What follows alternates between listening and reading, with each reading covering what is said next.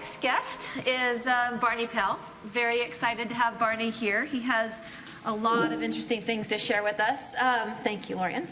And just having heard Cassie's thoughts, I'm sure that's fueled a lot of thoughts yourself. So let's start from sort of the beginning and tell us a little bit about where your first experience with decision intelligence or your inspiration has come from in this field. Great. So, can you guys hear me? I'm not sure if the mic is. Is it on? Oh, Yeah, turn it on. Yeah, like this little switch here. See, that's got to be green on top. Good. Yeah, there you go. On the top of it. Yeah, there you go. Perfect. On. Can you hear me? There you go. Great. Great. You don't want to miss a word you have to I think say. I have to remark that in this context, there's AI, there's DI, and there's AV, which stands for audiovisual, and that might be the hardest problem to solve. So I've been interested in, like from a very early age, I've been interested in thinking. How do we think? How do we learn? It's been one of my lifetime passions. And I went to Stanford as an undergrad, and in my freshman, well, I majored in symbolic systems, which is a great major. It's basically kind of a cognitive science, AI undergrad, interdisciplinary, created by visionary professors across many departments, saying all these fields are going to come together in a science of how does thinking work in humans and machines, and how do they collaborate. So that was great, and I had the great pleasure of taking in my freshman quarter the decision analysis class. Ron was actually on sabbatical at the time, so was Dave Matheson, his protege, and it was absolutely wonderful. And this was basically the logic and the science of how decisions should be made. And it's basically, we heard earlier about it, there's a decision frame, and the frame has, your information, your alternatives, and your values. You can express all these things, and then you can actually reason about your decision analytically. And there's beautiful things we weren't talked about here that you can do. You can do things like sensitivity analysis, how much would your decision change if different things happen. You can do a value of information analysis. If we had more information, what would we do differently? And how valuable to be. So you can now decide it's worth actually paying this money to go out and get this information. Or value of control. If we could actually control some of the outcomes, how valuable would that be? It's just everything you might want to think about decisions. There is a science literature, and that's now like 50 years old. Is that 50? Right? Okay, so it's 50 years old. But I loved it. It was very illuminating. Actually, after that, I just felt like, aren't all of our decisions and our importance is going to be made this way? You learn how to do this, start drawing your chart, and I apply that whenever I have important decisions, I apply that methodology. I've tried to bring it into my organizations, and I really thought that this is the way that all organizations would be making decisions. Years later, it's still not, so we have a long way to go, but that was my earliest thinking about this stuff. So going from what you learned and then applying it, you had many years at NASA in the beginning. Tell us a little bit of how you applied that at your work when you were at NASA. Yeah, so I went to NASA. I did my PhD in AI and machine learning, and then I went to NASA, and I did a lot of different interesting things at NASA. One of the things was putting up an intelligent, autonomous agent to control a spacecraft. So we put the first time we had AI in deep space, handing over the control of the system, working with the humans, and to enable to achieve very complex goals. So that was about modeling the whole decision process. What were people doing to think about this? What are machines going to do? And I always found that taking a decision analysis perspective, where's the uncertainty? What are the actual decisions and alternatives? Where do things go into values? And how do we frame all this was super important. One other thing that I did at NASA, I was part of a looking at long-range innovation, research funding and planning. What should we be doing in terms of funding to achieve some of the big goals that we cared about at NASA? So one of the problems that we had that we took as a case study was we wanted to predict hurricane landfall within 24 hours. If you could predict 24 hours before a hurricane hits where it's going to not, I mean, that is a massive benefit for humanity. And it was extremely hard. And that cuts across so many different technology areas that we had. You've got to do where's the data coming from? How is that data being assimilated? How is that being built into models? The models have to be connecting all these different dots. And so we actually started building and built actually a decision analysis model of the entire problem. And where was the technology today in the different pieces? Where might it be going? Where would it go if we actually did differential investments? The world's already moving here. We only have so much money. where might we invest would make things different. And we actually kind of, figured it out. It was very interesting. And bringing that was a case study, and bringing that into NASA later helped that technology and methodology to spread. So I actually helped to bring decision analysis in, and we actually had Dave Matheson working with us on that project. So that was a great experience. Wow, it sounds like that actually connects very nicely, or maybe very applicable to, you've invested in like around 50 startups, and you're an angel investor, and you're also an advisor. So tell me how decision intelligence has informed, you kind of halfway did, that role of yours. Yeah, so one of the key things when you're looking at a startup company or an opportunity is what's the opportunity, first of all. So in terms of the possible outcomes, you need to be able to model this out. What's the market size? And when I was just a technologist, one of the reasons I just made this big diversion after being kind of at the height of a research career, I decided I wanted to go off and become an entrepreneur, and I really wanted to learn all the other sides of business so I could put those two pieces together. And one of the fun parts was then thinking about, how do you think about markets? How do you go from this idea, how do you evaluate, size the markets, understand the opportunities and the risk? End of day, you wind up with basically a business, a startup contains a set of risks towards a set of outcomes.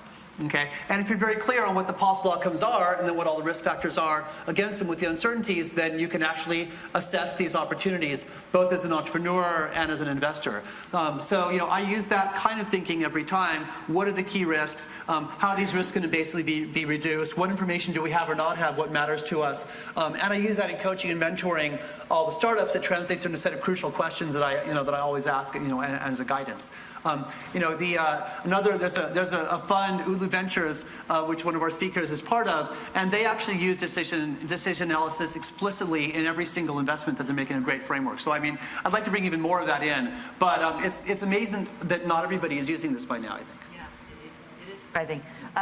So again, along that line, you talk about making the decisions from a set of information and so forth. Tell me a little bit how you see the connection between artificial intelligence and decision intelligence.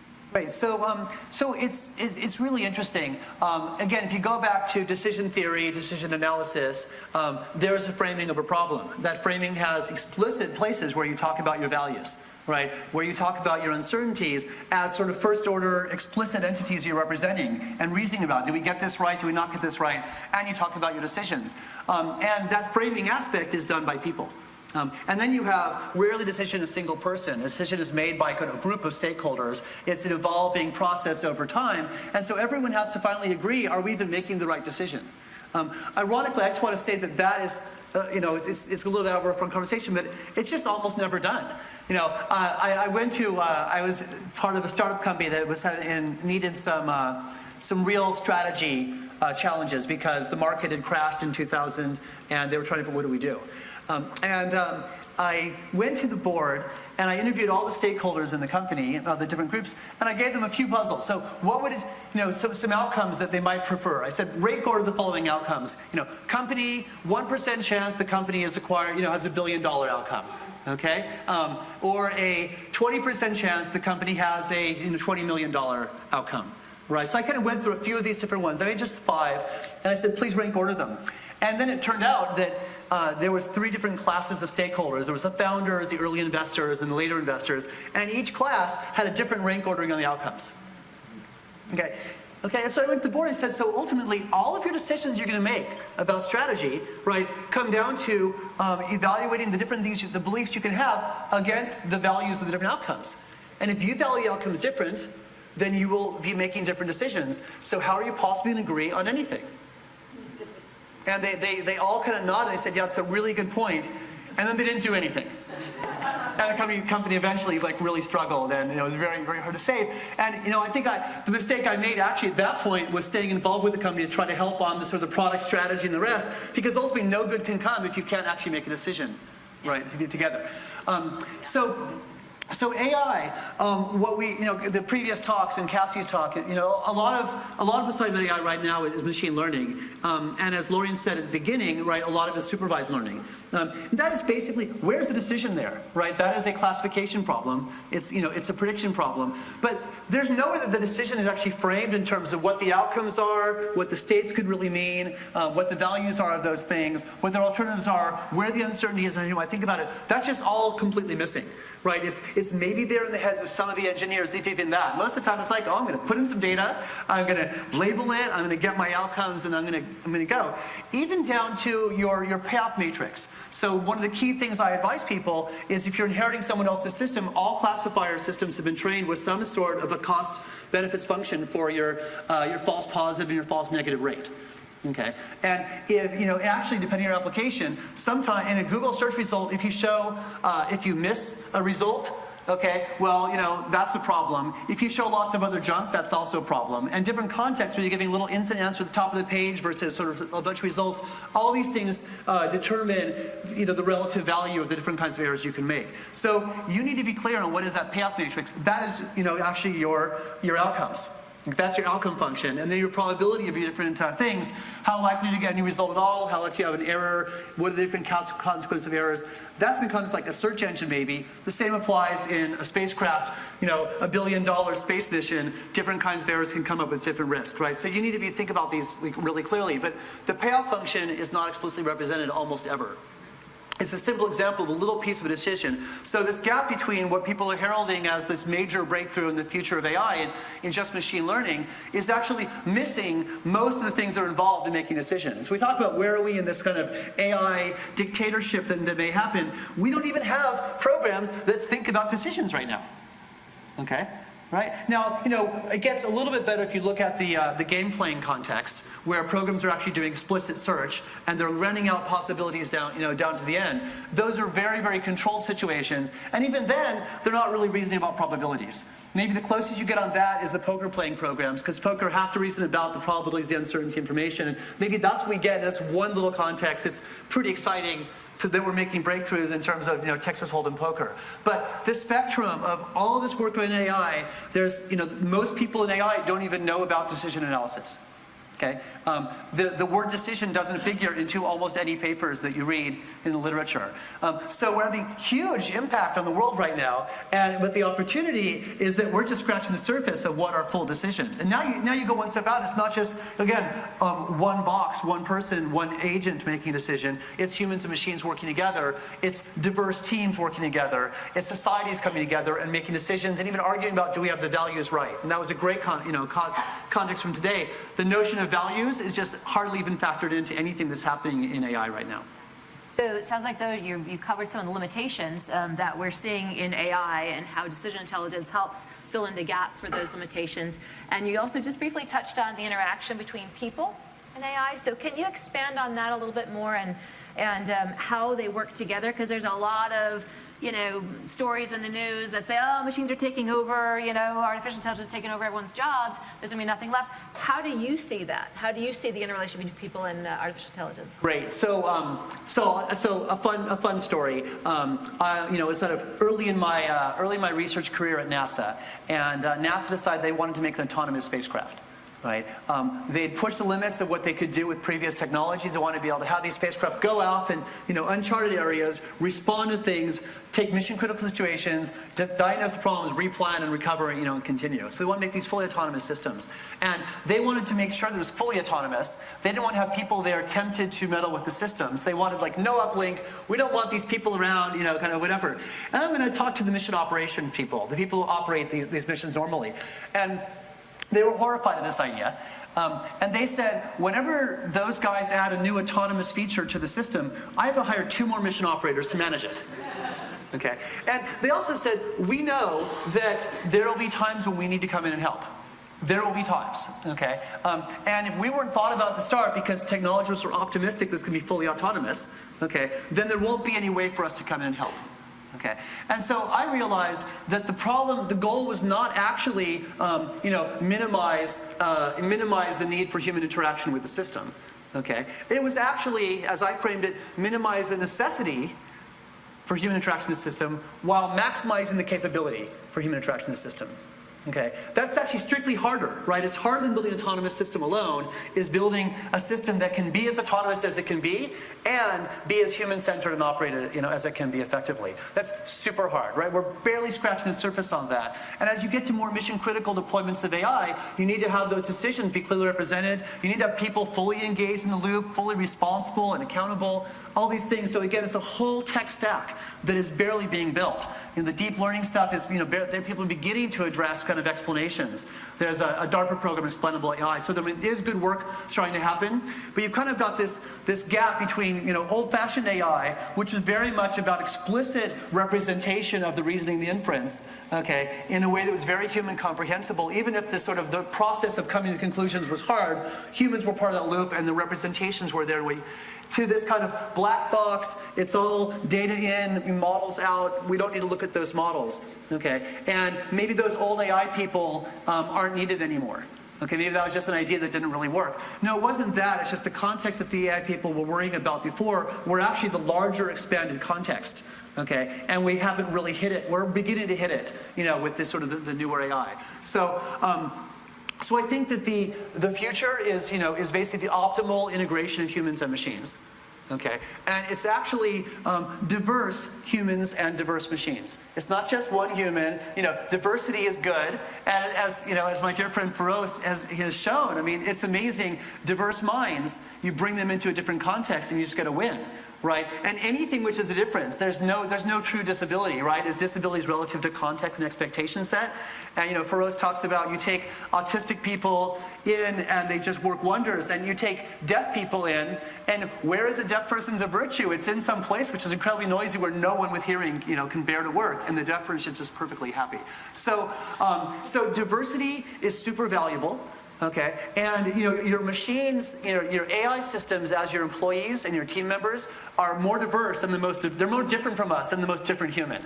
Okay, they're truly alien minds. We shouldn't think that we're going to understand them. They're just really, really different. And there's many different kinds of these AIs. So just as we've had a struggle on kind of building the right cultures, the right operating models so that diverse teams can actually work and be respected, have a cultural trust and know how to work. It doesn't come for free. If you get it wrong, it's very costly. Right? So diversity done badly is just like really bad, okay? And done well, it's better. It's like a good marriage, right? So people in good marriages are happier than normal, and people in bad marriages are less happy than normal. So it's all about how well you manage this thing. AI is also super diverse, and it's really a lot of work required to make the human-machine teaming work, okay? And that's going to be the win. The other way to think about it is that it's not that AIs are going to put people out of jobs. I don't think that's the answer. I think it's that because people are going to aggressively use all the tools to make themselves better. There is no like AI outpaces a person because a person is going to use whatever AI stuff is available. But the truth is that the organizations which use AI and people together better are going to put out of business the organizations that don't. Okay, that either use only AI or only people or don't do it well. That's the future is that optimal integration of those kind of diversity and those kind of teams. And then I guess the last thing I'll say on this is that given that we're so early and so rudimentary in the tool set around the full context of decisions, collaborative, consensual decisions, all the sort of inference and representation needed, there's a whole tool stack to be built. Okay, a whole different set of mindsets to be brought to bear, and it gives me great encouragement because I think we can get to how do we 10x the level of thinking that we have for ourselves and organizations in the world, and that's all right there for us to be done. So I was really excited when this org group was coming together because I just think we have this incredible opportunity ahead of us. It's just like there's so much just low-hanging fruit, so much fertile territory. Until every boardroom is sitting there in the board meetings with a decision tree, okay, and arguing about do we even have the right problem? Do we agree on the values? Do we agree on the uncertainties? Do we agree that we have these decisions? Are there more? Should we get more information or less? Until we have that, right, we're in the Stone Age about decisions. And when we actually have that, well, given the world is driven by decisions, and by people and organizations, then we have a different world ahead of us. So you just mentioned how important this is to business and the larger community. We saw Google has a chief decision officer. It's a big step. That's a very forward-thinking company. how are you going to bring this to the companies in the middle of the country and the blue chip companies that have been around for under years? And, you know, it's really hard to move them. How do you see that happening? Yeah, it's a great question. I mean, you know, I thought, you know, back as an undergrad at Stanford, that decision analysis and decision theory would just be spreading through all the companies. You know, I went to McKinsey and was trying to apply for a job, and I said, hey, you guys do these 2x2, you know, charts. It should be decision trees everywhere, and they looked at me like I was crazy. So I thought that things would happen faster. Now I have learned that really almost every big company does have some decision analysts. You know, somewhere it's probably not growing as fast as the data scientist concept, but it is growing. I was very excited to hear that Google has, you know, this kind of position, because Google is really a thought-leading company. There's one interesting thing that maybe that AI and decision analysis just come together. All these organizations, they may not have realized that they make very bad decisions and need to do it better. They may not have realized that before, but they all know that they have to use AI or they're going to be out of business. They're all coming and wondering, and they're all struggling. So kind of just as AI gave rise to business process reengineering, like it turned out that you needed to actually model the processes, the work processes of a system in order to insert AI, and that our AI was limited by just replicating whatever was the process and the organization people had and just replace them with some agents. We had to actually go and basically restructure the way that these processes work. So AI kind of early AI gave rise to the whole business process reengineering movement. New AI has all the top execs of every single company going, what do I need to change? I don't know what I'm doing. They're getting beginner's mind with new technology. So actually maybe within that, like while that mind is opened around AI, we can actually get in before it's too late and say, hey guys, actually we need to articulate and formalize and represent your decisions and your processes and rethink how you go to make these decisions. And you know, maybe we can piggyback on top of diversity and inclusion as well, okay? And bring these things in along. So the need that was AI, we expand out the concept. It's not just machine learning, which is what's the risk of happening. It's basically entire decision, you know, decision intelligence. And under that umbrella, with the open mind that's already here, we can bring these two technologies together, and that's really changed the world. And on that point, we'll do one last question, then we'll open it to a couple questions from the audience. Is talk to me a little bit about the responsible use of decision intelligence, artificial intelligence and decision intelligence, because that actually dovetails into exactly what you were just mentioning. Yeah. So I think that. I think the first point is that if you ignore your values, okay, then you're really kind of unlikely to make good values-oriented decisions.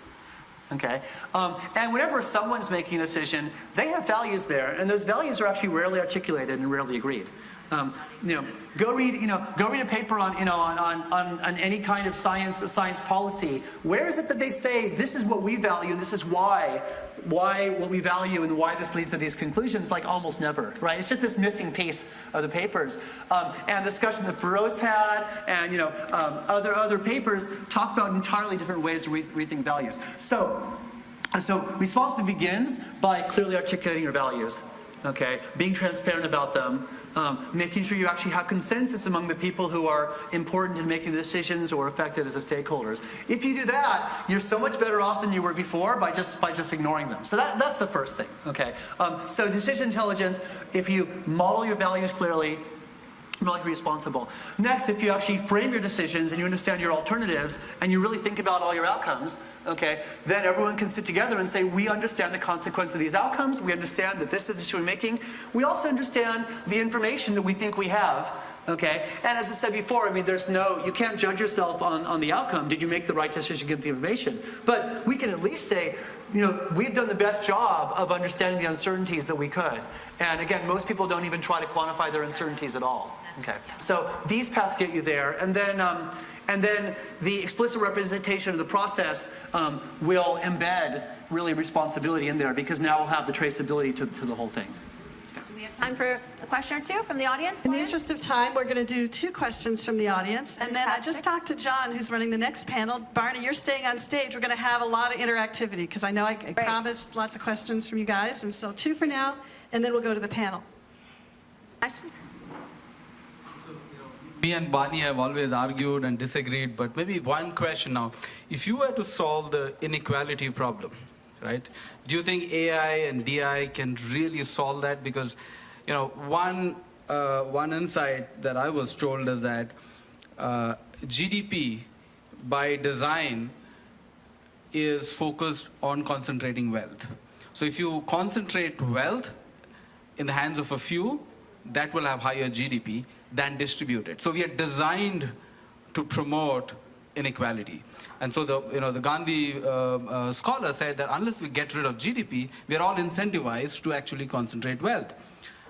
So I want to understand, if you were to do a startup and say, okay, let's solve the inequality problem, right? I mean, this is a genuine issue. Do you think AI, DI can be able to help us at least understand, if not solve it, that if you don't solve these things, this is what is going to happen? You think it's even remotely possible? Paradigm Yes. or creating? Yeah, I mean, yeah. So first of all, it's not obvious that a startup company is the right place to solve sort of inequality problem. I don't know what a startup would actually, who would be paying a startup anything to solve the problem. So I don't know about that. And then I'm also not so sure. It's not obvious that the inequality problem is a problem. Okay, it's some consequences of inequality. Specific consequences of inequality, the problem. There's going to be basically in a marketplace of people competing with ideas, there's going to be winners and losers of ideas.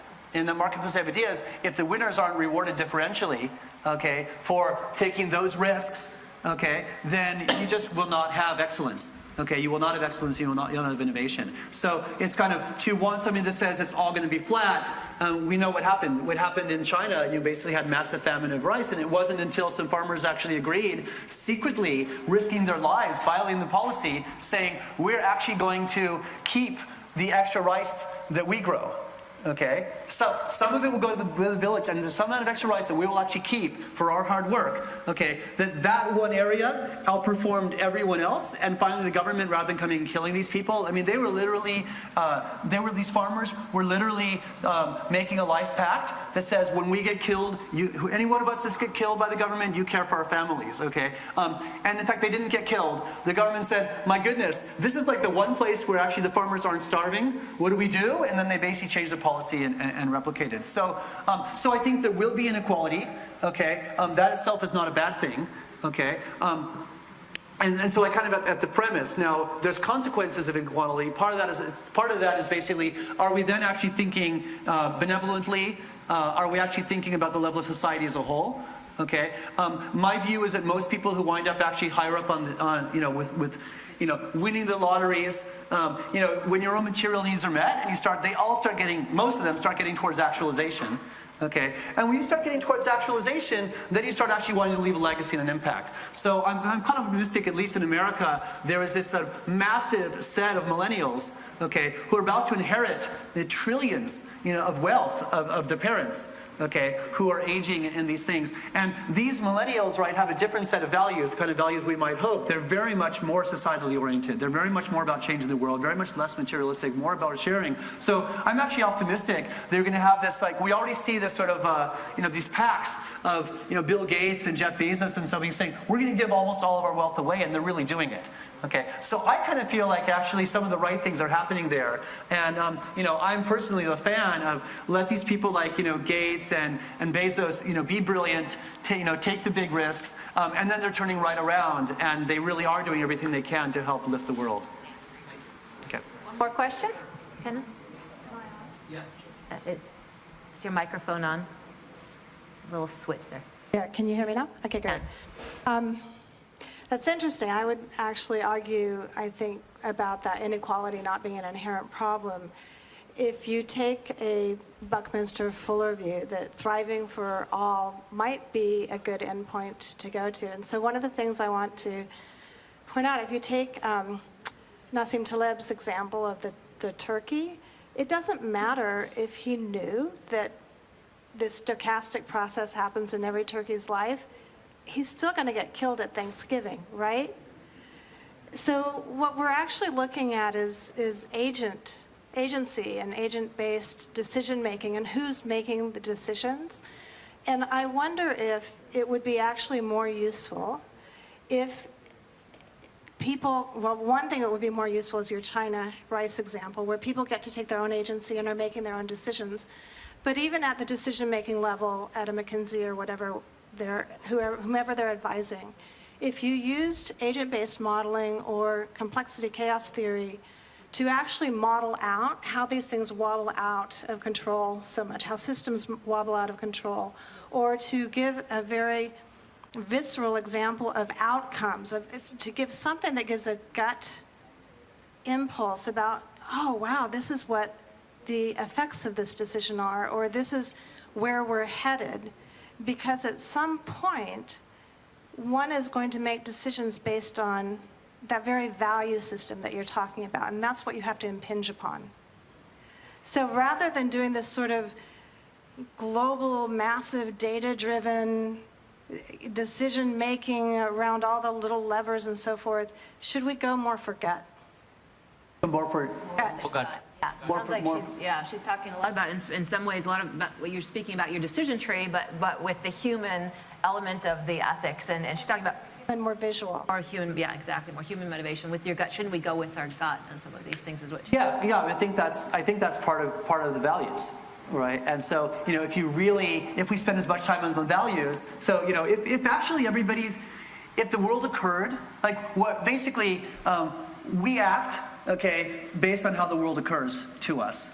And then we get results But what based I'm on our saying actions. is And so if the world occurred to people that actually it's better, that if we actually really agreed, if people really agreed that actually it's valuable and good to have everybody doing better, okay, even at the expense of sort of some wealth from others, if people agreed on it, they would act different. So I think the emphasis is on the values, and the values is where the gut comes in. But I want to make sure you're getting what I'm saying and sort of thinking out loud as well, so forgive me for that. But to actually use the AI capabilities around visualization and have the visualization be real and meaningful, such that it shows you that this species crash causes this other thing to wobble out, and have it be fish that you're looking at. Yeah. Show you that if you have this inequality of wealth, and then show what happens in populations, and have it be depicted as villages, as people.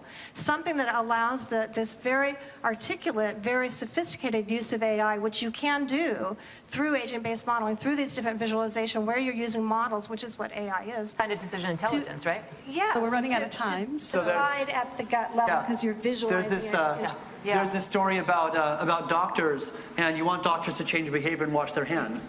Okay, and you would think that if anyone would know the effect of sort of washing your hands on sort of the health, it would be doctors. And it turned out that almost no doctors actually wash their hands. And then they have monitors, and they tried everything. We're going to watch people. We're going to score them. Did you wash your hands or not? And they still don't wash their hands. These are even the senior doctors. What they finally did was they had someone after surgery, or someone about to go to surgery, like put their hands on a photocopier machine, and then they took a photocopy, and then they basically were able to amplify that and show like all the bacteria on people's hands. And once people got, and they put that up on every Visual. single screensaver. Yeah. And once people got sort of so sick of seeing these things that they're about to go into surgery, right, then they actually changed behavior. You had to go that far in order to get any kind of behavioral change. So yes, you've got to basically make it real and make it concrete. And it's really good that Kenan brings this up, because having something visual and visceral makes this available and democratizes it, instead of it just being all of these Silicon Valley folks. We're getting tight on time. Thank you, Barney. So please thank Barney. Please thank Michele, too.